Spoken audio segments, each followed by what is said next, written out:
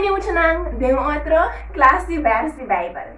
El versículo de esta semana aquí está Génesis capítulo 16, versículo 13.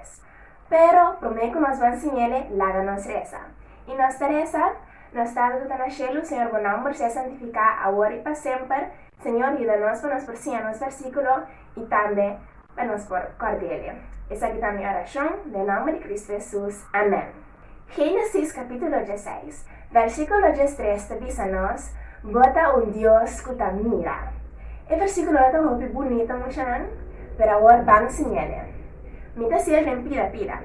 Anto, mita bisa parte, ando de suyo anda repetir. André nos te queda si se quiere como te siente que vos sabe más o menos. Y si vos no sabe, siempre senti confortável ou senti bom para a vida para trás, se assim não vou ensinar-lhe.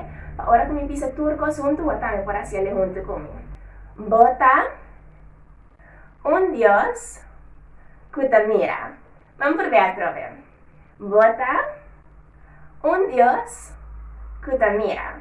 E nós estamos em Génesis capítulo 16, versículo 13. Agora, vamos bisa caminhar nossa nele e vers pira-pira, ok? Dus, Génesis capítulo 16, versículo 13 te dice-nos, bota un Dios que te mira. Agora vamos a turcos junto gewoon vlot. Génesis capítulo 16, versículo 13 te dice-nos, bota un Dios que te mira. Agora é o momento para movimento de mão. El movimiento de mano de ave es lo siguiente.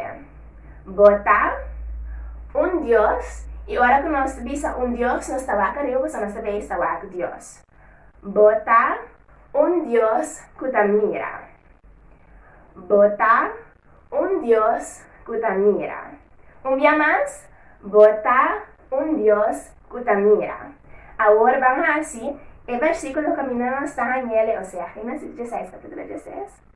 Génesis 16, versículo 13 y el movimiento de mano, el versículo acerca. Génesis 16, versículo 13 dice-nos, bota un Dios que te mira.